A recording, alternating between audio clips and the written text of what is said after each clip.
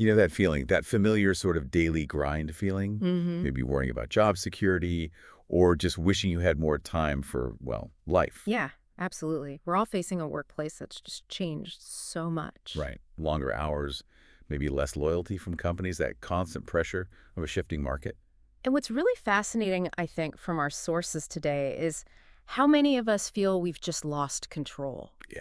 Like we're subject to the whims of bosses or economic downturns, industry shifts, Yeah, things that feel way outside our influence. totally. But the stuff we're diving into today suggests, well, it doesn't actually have to be that way. Okay, good. Because our mission today is really to dive deep into a philosophy that uh, promises to put you back in the driver's seat of your work life. Right. We're going to unpack this pretty radical idea of firing your boss and hiring yourself. Not necessarily, literally quitting tomorrow. Though that could happen. Could happen, but more as like a profound shift in attitude, in Good. strategy. This deep dive is all about reclaiming that control and building the life you want. Putting you first. Putting you first. Yeah. Okay, so let's unpack that phrase. Fire your boss and hire yourself. Sounds great, very empowering. It does. But what are the real obstacles people hit when they try to actually shift their mindset like this? Is it just about willpower? That's a really critical point because it's not just deciding, okay, I'm in charge now. Right. A key thing the sources point out is how subtly we give up control, often way earlier than we even realize. Like when? Well, think about college, maybe. Your major. Was it truly your passion? Or was it, influenced by parents? Or what seemed like a good career path back then? Yeah. The sources mention Wendy Rosenfeld. She loved poetry, but majored in journalism because her parents insisted. Oh, wow. And then she just kept taking jobs based on what her boss needed, not what she wanted or valued. So it raises that question. Who's actually steering the ship today? Exactly. Who is really in charge of your work life right now? It's often this kind of silent surrender we don't even notice. Okay, so if we've kind of drifted into giving up that control, how does someone start getting it back? Especially if their whole professional identity feels tied to their current job. Yeah, that's the pivot, isn't it? The sources say the very first practical step is you define your value. Don't wait for your boss. Right. Write your own job description and your own performance review. Interesting. Take everything you do, strip out the company jargon, and boil it down. Like one clear sentence, focused on verbs, what you actually do. Right. Then, armed with that clarity, you research the market value for that specific skill set. Not just your job title. Exactly. Yeah. Look at Paul Dushinsky, the news photographer example. He didn't just compare himself to other news photographers in his company. What did he do? He looked broader. Magazine photography, corporate stuff, weddings, even teaching. He assessed his transferable skills, his true value. And that must lead to a kind of aha moment, right? Seeing other paths. Absolutely. Like Jenny Moreno, the technical writer, suddenly she didn't just see technical writer. Yeah. She saw speechwriter, analyst, maybe even author. It opens up possibilities once you define yourself. Okay, so self-definition reveals the potential. But just knowing your value isn't quite enough, is it? You need a plan. Precisely. That's the next step. Put that plan in writing. Okay. And the sources talk about developing this bifocal vision. Bifocal, like glasses. Sort of. You focus on doing well in your current job. You have to, right? But at the same time, you're strategically preparing for your next move, your future. So resisting that pressure to be 100% just about the current company. Exactly. You're quietly investing in your long-term game plan. Paul Dushinsky, again, planning to take grad classes in electronic imaging, portrait work. While still working as a news photographer. Right. Building skills for what could be next. Corporate work, teaching. Putting it down on paper makes it real. It's your personal strategy, Doc. Okay, that makes sense. Build a foundation, have a plan. Now, the sources take us somewhere even more provocative. Kill your career and get a job. Yeah, that one gets attention. Sounds like giving up, but it's not about dropping ambition, is it? Not at all. It's about reframing our whole relationship with work. How so? Well, many of us chase this idea of a meaningful career, right? We expect work to provide all our fulfillment. Sure, that's common. But often the sources argue that leads to sacrificing your personal life, working crazy hours, and maybe not even finding the satisfaction you hoped for. Sure. Think of Sean Shanahan, the graphic designer. Always put art over commerce. Yeah. Ended up working 60-hour weeks, no social life, no bonuses. It can be a trap. So the whole career as identity thing can backfire. It often does. If you see work as the end in itself, it puts this massive, sometimes impossible pressure on one part of your life to deliver everything. Financial, emotional, spiritual. There's that famous fable, The Businessman and the Fisherman. Oh, yeah, I know that one. It illustrates it perfectly. Sometimes doing less, but with clear intent, actually brings more fulfillment. Work to live, don't live to work. Basically, yeah. Make sure your job serves your life, not the other way around. So ultimately, this philosophy pushes you, the listener, to really ask that hard question. Why do I actually work? And this is where it gets really interesting, maybe even counterintuitive, compared to the follow your passion advice we often hear. Okay. People give lots of answers, right? Power, respect, security, travel, serving others, meeting people, self-expression, or money. Right, the 8 common ones. But the sources argue pretty strongly.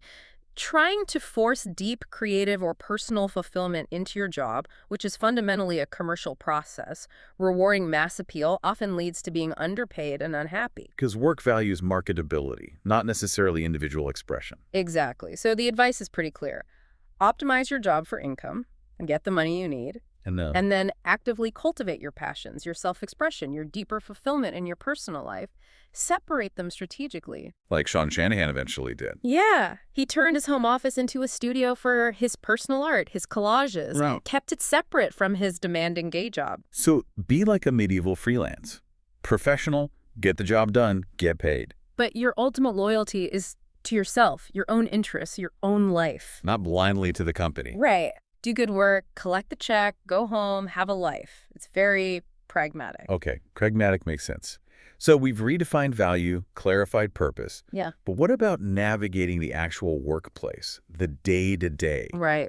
Many of us operate on this assumption. Work hard, be fair, show up on time, and you'll be treated fairly. Justice will prevail, sort of. Yeah, the meritocracy myth. But the sources are incredibly blunt here. They just state, none of this is true. Oof. Yeah, that's a tough pill to swallow, isn't it? It really is. But a core insight here is that management, even your coworkers, usually act in their own self-interest. Not necessarily the company's interest, but their personal self-interest. So the secret, and it feels really counterintuitive, is to stop focusing so much on your success and start worrying more about your boss's success. Making your boss look good. Essentially, yeah. Which leads to the next question. How do you figure out what your boss really needs and wants? Beyond the official job description or the nice words. Because they might not even articulate it clearly? Often they don't or can't. So the key action is, well, intelligence gathering. Spying. Not quite spying, but covert observation. You can't just ask, what are your deepest insecurities and motivations? Probably not a good career move. Right. So you watch their actions, their moods, how they react when their boss puts pressure on them, even non-work stuff that might be affecting them. Looking for patterns. Exactly. What makes them comfortable? What makes them anxious? The sources talk about boss types like the cowardly boss, afraid of risk, always finds reasons not to do something new. Okay. Or the glory seeker, needs to be the hero, needs public praise. Janet Crizzetti, the teacher example, figured out her department chair was a cowardly boss. He always resisted new ideas by saying too much prep time or it costs too much. So knowing that allowed her to frame her proposals differently, address his need for safety and predictability up front.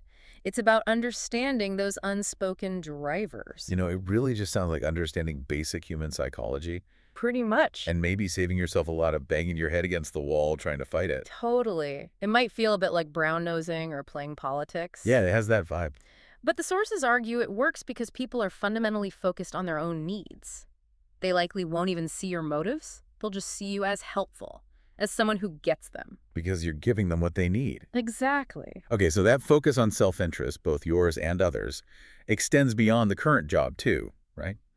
The sources critique the traditional job hunt. They really do. That reactive, often desperate scramble when you need a job. Yeah, sending out hundreds of resumes into the void. Right. It's inefficient.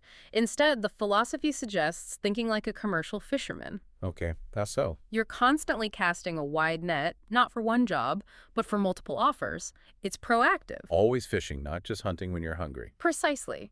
And that approach puts you in a position of power. Okay. Well, if you're always looking, always getting nibbles, you're under less pressure when you do need to make a move. You have more leverage in negotiations. That makes sense. And you project this quiet confidence that's actually really attractive to employers. Remember Alex Linderman? Vaguely. He got a great offer when he wasn't desperate. Then later, when he was out of work and really needed something, he couldn't impress anyone. Same guy, different situation. Wow. So it highlights the importance of job fishing while you're employed. Critically important. Don't wait until you're pushed overboard. And let's face it, job hopping isn't really hopping anymore, is it? It's just careers now. It's the norm. Well, That stat is wild. The average 32-year-old American has worked for 9 different firms already. 9. So waiting for the company to take care of you long term is just unrealistic. Deeply unrealistic. Yeah. And risky. So how do you fish effectively? What are the tactics? Well, a key action is rethinking your resume and how you reach out. Okay. Treat the resume purely as a screening device. Get rid of age clues, dates on degrees, early jobs. Really? Remove dates? Yep. And tailor the skills ruthlessly for each specific opportunity. Only include what's relevant to that potential offer. Okay, targeted. What about outreach beyond just applying to ads? Cultivate relationships proactively. Send people notes about interesting articles, industry news, things relevant to them. Without attaching your resume right away. Exactly. No resume attached. The goal is to build a genuine connection over time. Like Jared Edwards did with that inventor, built rapport first, then an opportunity emerged. Planting seeds, not just asking for fruit. Perfectly put. Now, speaking of connections, Yeah. networking. Those dreaded networking events. Oh, yeah. Informational interviews, trade shows. But the sources say these are mostly outdated, ineffective. Largely, yes. The effectiveness has really diminished. So what works now? One of the most striking points is the massive shift towards personal connections. People hire people they know. Or people recommended by people they trust. Exactly. Which raises the question, how do you actually expand your personal network for job leads, not just collect business cards? Right. What's the strategy? It's about your life outside work. Pursue hobbies seriously. Volunteer for causes you care about. Join community groups, even church or other community organizations. Things you genuinely enjoy. Yes. Agnes Wickfield, the paralegal example, she landed a corporate job after chatting with someone at a chamber music concert. Wow. Fred Peters, publications director, he built connections through golf, coaching youth hockey, local theater, real activities, real conversations. Organic connections, not forced ones. That's the key. And what about people just starting out, first job seekers? Like Liz Mandel, the philosophy major, mentioned. Yeah, for them, the second generation social life is gold. Don't underestimate your parents' network, your older siblings, friends, and colleagues. Go to that Rotary Club breakfast with your dad. Tap into established networks. Absolutely. It gives you access to people and opportunities you just wouldn't encounter otherwise. And regardless of how you meet people, Yeah. basic social skills are obviously crucial. Paramount. It sounds basic, but it's often overlooked. An open, curious mind, smile, make eye contact consistently. Active listening. Huge. Ask open-ended questions. How did you get involved in? What do you find most interesting about? Not just what do you do. Right. And find common ground without immediately one-upping or making it all about you.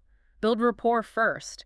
Genuine connection. Okay, so all these strategies, self-definition, fishing, networking through hobbies, they build leverage, agency. Exactly. But then what? An offer lands on your desk. How do you evaluate it? This is where the sources get super practical, almost brutally honest. Yeah, they cut through the fluff. It's the money that counts. That's the heading. Pretty unambiguous. And they argue that a lot of the perks companies shout about, fancy offices, game rooms, free snacks, maybe even a company car. The great corporate culture. Right. They say these are often just designed to keep you working longer hours for less actual compensation, a distraction.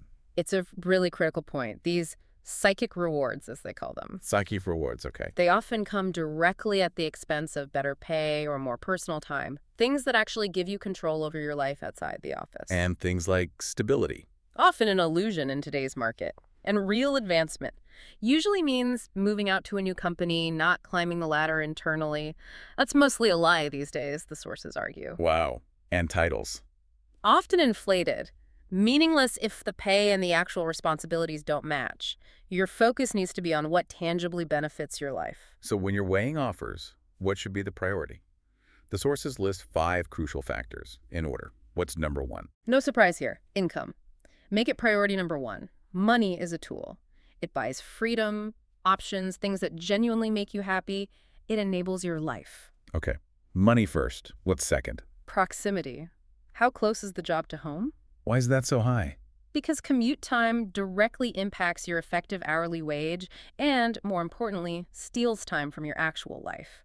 Less commute equals more life. Makes sense. Third, paid time off. Vacation, sick days, holidays. This is pure personal lifetime without a financial hit. Hugely valuable. Okay. Fourth. Unpaid time off. The flexibility to take sabbaticals, handle family emergencies, pursue projects, invaluable for life's curveballs and opportunities. That flexibility. And fifth. Opportunity for learning. This one's about the future. Does the job offer skills that will make you more valuable in your next job search? Increase your fishability. Even if it means slightly less pay now. Potentially, yes. Like Rachel Mizrahi taking a lower-paying startup job to learn web skills. Which led to a much better job later. Exactly. It's a strategic investment in your future earning power. And the big takeaway here seems to be, don't be dazzled by the unimportant perks. Absolutely. Be willing to trade things like a fancy gym membership or free sodas for more money or more time off during negotiation. Focus on what actually improves your life control. Okay, we've covered finding opportunities, evaluating them. But there's one more piece, maybe the hardest one. The exit. Yeah. The sources hit us with another uncomfortable truth. You are hired to be fired. Sounds harsh, but... It means no job is truly secure long-term, whether you're brand new or employee of the month.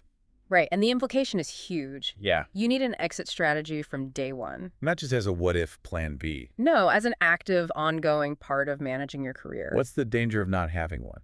Of just waiting? Well, if you wait until you're pushed out, or your department is downsized, or the industry tanks... You're at that spot. You're in a buyer's market, desperate, competing with tons of other people in the same boat.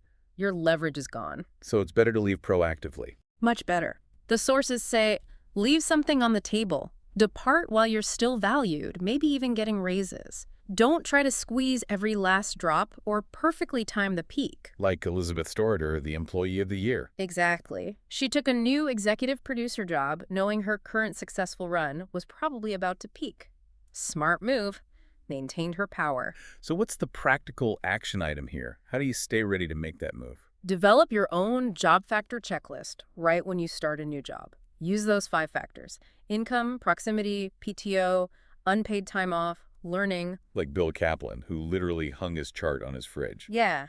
Maybe not literally the fridge, but keep it visible, mentally or physically. Constantly, objectively compare your current situation against what's out there in the market. Stay aware. Don't get complacent. Never get complacent. You have to stay agile. How agile? How often should you realistically consider moving? The advice is pretty specific. For a first job, consider moving within a year if you can improve even one important factor significantly. Okay. What about changing industries? Be a bit more selective at first. Like Jody Harkins, moving from city planning to real estate. Aim for improving maybe 3 factors in that first year move. You need to establish some credibility. But after that? After about 2 years in the new field, you're a veteran. Then, move for any significant improvement in one factor. Keep the momentum going. Don't get stuck. 2 years seems to be that key time frame. It seems to be, yeah.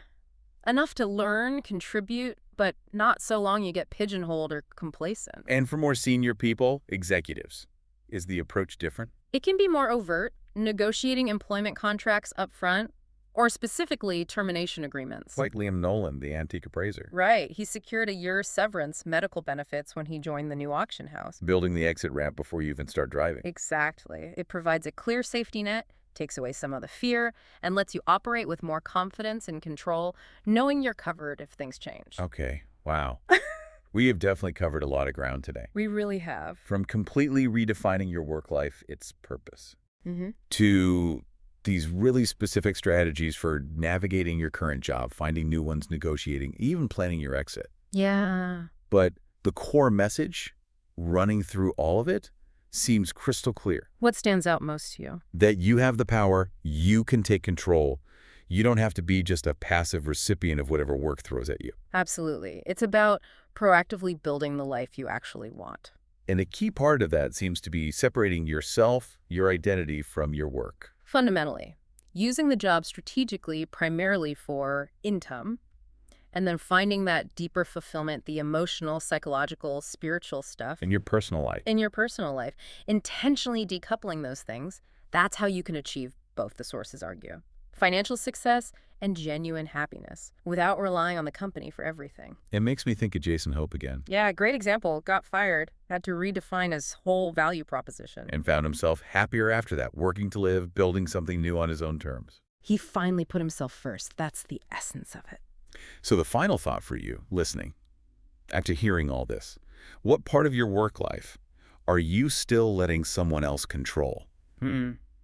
What would it really look like for you to fire your boss, metaphorically or maybe literally, and truly hire yourself? Starting today. What step could you take? Yeah, to start leading the life of your dreams. We really hope this deep dive has given you some tools, some insights, And maybe the confidence. and the confidence to make that change.